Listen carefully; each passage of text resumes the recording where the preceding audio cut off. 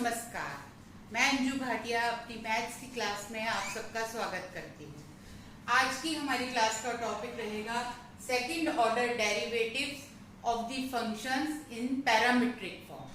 वैसे तो हम अपनी लास्ट वीडियो में सेकंड ऑर्डर डेरिवेटिव सीख चुके हैं, क्या होता है और कैसे निकालते हैं, लेकिन आज मैंने उन फंक्शंस का जो कि पैरामीट्रिक फॉर्म में होते हैं ये टॉपिक अलग उठाना चाहा, क्योंकि मैंने देखा है बच्चों कि जब ऐसे क्वेश्चन आते हैं जब हमें पैरामीट्रिक फॉर्म में दिए फंक्शंस का सेकंड ऑर्डर डेरिवेटिव निकालना होता है तो बच्चे उसमें बहुत गलतियां करते हैं, बहुत से बच्चे गलतियां करते हैं। इस बारी सीबीएसई में भी ये क्वेश्चन आया था, 2019-20 का जो बोर्ड का एग्जाम हुआ था उसमें ये एक 2 नंबर का क्वेश्चन था। एक फंक्शन दिया हुआ था पैरामीट्रिक फॉर्म में और सेकंड ऑर्डर डेरिवेटिव निकालना था। बहुत से बच्चों ने उसमें गलतियां की। तो हम आज अपनी वीडियो में सीखेंगे, दोनों बातें सीखेंगे। एक तो वो सीखेंगे कि बच्चे क्या गलती करते हैं जो कि आपको नहीं करनी, और दूसरा हम सही तरीका सीखेंगे फंक्शंस का सेकंड ऑर्डर डेरिवेटिव निकालना, पैरामीट्रिक उन फंक्शंस का जो कि पैरामीट्रिक फॉर्म में दिए हुए हैं उनका सेकंड ऑर्डर डेरिवेटिव निकालना। तो स्टार्ट करते हैं। मैं एक एग्जांपल लेती हूँ पैरामीट्रिक फंक्शन का। मान लो x इज इक्वल टू 80² और y इज इक्वल टू 280। ये हमको एक फंक्शन दिया हुआ है, हम dy बाई dx निकालते हैं फर्स्ट डेरिवेटिव। उसके लिए हमें क्या तैयारी करनी है, हमें एक dx बाई dt निकालना है और एक dy बाई dt निकालना है। dx बाई dt हो गया 280 और dy बाई dt हो गया 2a, सिंपल। अब हम निकाल रहे हैं dy by dx। dy by dx निकालने के लिए बच्चों हमने क्या किया था, एक फॉर्मूला डेवलप किया था, या कह लो एक ट्रिक लिखी थी। क्या था वो कि हमें dy बाई dx को हम कैसे सॉल्व कर सकते हैं, dy by dt upon dy by upon dx by dt, dy by dt upon dx by dt। ये लिखकर हम इसको dt से dt कट गया तो वही वापस आ गया dy बाई dx, तो हम dy बाई dx की वैल्यू निकाल सकते हैं। यहाँ पे हम वैल्यू प्लेस करते हैं, ये आपको आता है तो ठीक है, नहीं तो आप मेरी लास्ट वीडियो में ये सीख सकते हैं। तो dy बाई dt की वैल्यू क्या है 2a, dx बाई dt की वैल्यू क्या है 280, 2a से 2a कट गया, हमारा डेरिवेटिव आ गया 1/t। कूल। यहाँ पे 1 मिनट समझते हैं। dy बाई dx हमने निकाल लिया और उसकी वैल्यू आ गई 1/t। अब हम निकालते हैं हमारा सेकंड डेरिवेटिव, जो आज का हमारा टॉपिक है। सेकंड डेरिवेटिव को हम ऐसे लिखते हैं d2y बाई dx2। इसके लिए भी बच्चों हम यही फॉर्मूला यूज करेंगे, लेकिन थोड़ी से चेंजेस के साथ। कैसे, समझो। इस फॉर्मूले में नीचे dx बाई dt है, वो तो वैसे का वैसे आ जाएगा dx बाई dt, और ऊपर क्या फर्क आएगा dy बाई dt की जगह, वो ध्यान से समझो। जब हम यहाँ पर y को with respect to x differentiate कर रहे थे तो यहाँ आया dy बाई, यहाँ भी y आया। और अब हम सेकंड ऑर्डर डेरिवेटिव में क्या कर रहे हैं, एक्चुअली सेकंड ऑर्डर डेरिवेटिव क्या होता है, जो हमने पहला डेरिवेटिव निकाला उसका दोबारा derivative with respect to x, with respect to the same variable. मैं फिर रिपीट कर रही हूँ, सेकंड ऑर्डर डेरिवेटिव मींस कि जो हमने पहला डेरिवेटिव निकाला है, पहला डेरिवेटिव है जो हमारा ये या ये, इसका दोबारा से derivative with respect to x। तो जब यहाँ y का हम निकाल रहे थे विद रिस्पेक्ट टू x तो यहाँ y लिखा, जब हम dy बाई dx का डेरिवेटिव निकाल रहे हैं तो यहाँ y की जगह हम बच्चों dy बाई dx लिखेंगे। इस बात को एक बार फिर समझते हैं, क्योंकि सवाल तो हो गया, वो तो अभी 2 मिनट में हो जाएगा। हमने किया क्या ये समझो। देखो, सेकंड डेरिवेटिव का मतलब है ये कि dy बाई dx को एक बारी दोबारा डिफरेंशिएट करना विद रिस्पेक्ट टू x। तो यहाँ पर जब हम y को डिफरेंशिएट कर रहे थे तो y आया था, जब dy by dx को डिफरेंशिएट कर रहे हैं तो आप यहाँ y की जगह dy by dx लिख देंगे।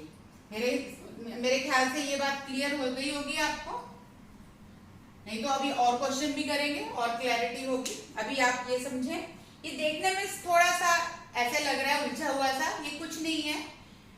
dx by dt की वैल्यू तो आपने पहले निकाली हुई है, dx by dt ये निकली पड़ी है 2at, और यहां पर आपको ऊपर क्या करना है, dy by dx जो पहले आपके पास निकला हुआ था उसका derivative with respect to t, d by dt है ना, तो ये 1 by t का डेरिवेटिव आपको लिखना है। तो 1 by t का डेरिवेटिव क्या हो गया, -1 by t square, -1 by t square. ऊपर फर्स्ट डेरिवेटिव का दोबारा डेरिवेटिव लिख दिया और नीचे dx by dt। तो इसको ठीक ठाक किया तो हमारा आंसर आ गया -1 by 2at³। ये हमारा सेकंड ऑर्डर डेरिवेटिव निकल आया। एक क्वेश्चन और करते हैं। अब इस क्वेश्चन में हम ये भी देखेंगे कि बच्चे क्या गलत करते हैं, और अधिकतर बच्चे करते हैं। मैं बताती हूं आपको, क्वेश्चन लिखते हैं हम अपना। बहुत सिंपल चीज है लेकिन गलती हो जाती है, जो कि अब आप नहीं करेंगे। मैं दोबारा एक क्वेश्चन लिख रही हूँ पैरामेट्रिक फॉर्म में, x is equal to sine t और y is equal to cos 2t। dx by dt निकाला, cos t, dy by dt निकाला, माइनस cos 2t का हो गया माइनस साइन 2t, और इसका हो गया 2t का हो गया 2। तो अब हम निकालते हैं अपना dy by dx, जिसके लिए हमने अपना फॉर्मूला क्या बनाया था, dy by dt upon dx by dt। dy by dt की वैल्यू लगाई -2, साइन 2t को मैं खोल के लिख सकती हूँ 2 साइन t cos t, और नीचे dx by dt की वैल्यू क्या निकली है, cos t। cos t से cos t कट गया तो हमारा फाइनल आंसर आ गया -4 साइन t। ये बच्चों हमारा निकल गया, ये हमारा निकला -4 साइन t, ये हमारा निकला फर्स्ट डेरिवेटिव। ठीक है, अब हम सेकंड डेरिवेटिव निकालते हैं, पर उससे पहले मैं आपको ये बताती हूँ कि बच्चे क्या गलती करते हैं। बच्चे ये करते हैं कि वो सीधा लिखते हैं d2y by dx2 is equal to -4, और इसको एक बार दोबारा डिफरेंशिएट कर देते हैं cos t। काम खत्म। नहीं, ये नहीं है हमारा आंसर। हमारा आंसर क्या है देखें, आप ऐसे नहीं करेंगे, आप वही तरीका करेंगे, d2y by dx2 is equal to, simple आपने इस तरह लिखना है, यहाँ y की जगह आप लिख देंगे dy by dx। लॉजिक वही है कि हम dy by dx का दोबारा डेरिवेटिव ले रहे हैं, और बाकी आपको कुछ चेंज नहीं करना, नीचे वही dx by dt। वैल्यूज डालते हैं, dx by dt की वैल्यू आपके पास निकली पड़ी है cos t, और यहाँ पे ऊपर क्या करना है आपको, जो आपका डेरिवेटिव निकला हुआ है उसको एक बारी उसका दोबारा डेरिवेटिव। अब ये तो सिंपल सा है, जुबानी भी हो रहा है, अगर नहीं हो तो आप कॉपी पे करके भी देख सकते हैं। तो -4 साइन t का डेरिवेटिव हो गया cos t, cos t से cos t कट गया, हमारा आंसर आ गया -4। तो बच्चों ये है हमारा सेकंड ऑर्डर डेरिवेटिव। ठीक है, तो सेकंड ऑर्डर डेरिवेटिव में क्या किया, जो फर्स्ट ऑर्डर डेरिवेटिव निकला था उसका डेरिवेटिव लिया ऊपर और नीचे dx by dt से डिवाइड कर दिया। आप चाहे तो ऐसे करके समझ लें, आप चाहे तो अपना एक तरीका सा एक वो लॉजिक बना लें कि इस तरह से करना है। अब हम बात करते हैं जो क्वेश्चन आया था CBSE में इस बार, उसको सॉल्व करते हैं। 2 नंबर का क्वेश्चन था, इतना आसान क्वेश्चन, और अगर वो भी गलत हो जाए तो फिर बुरी बात। क्वेश्चन ये था, if x is equal to a cos theta, y is equal to b sin theta, तो find the second order derivative. यही क्वेश्चन था। फाइंड d2y by dx2, ऐसे लिखा हुआ था क्वेश्चन में, फाइंड d2y by dx2।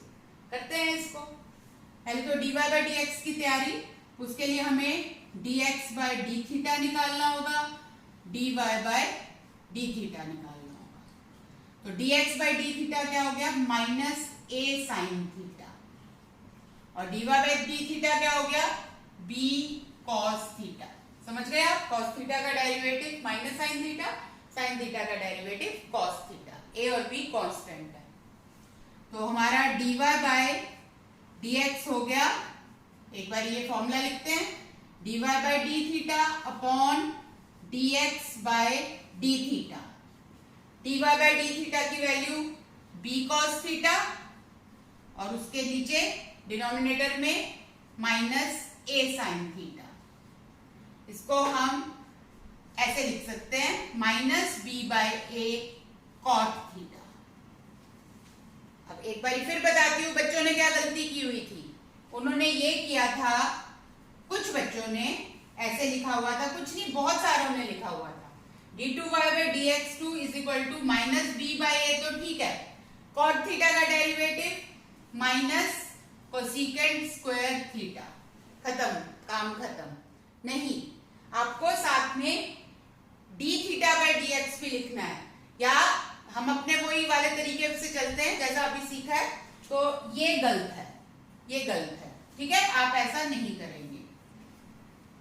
आप क्या करेंगे, आप ये करेंगे, आप लिखेंगे d2y by dx2 is equal to, बस ये जो आपने ऊपर फॉर्मूला लिखा है उस पे फोकस करो, कोई रटने की बात नहीं, कुछ नहीं।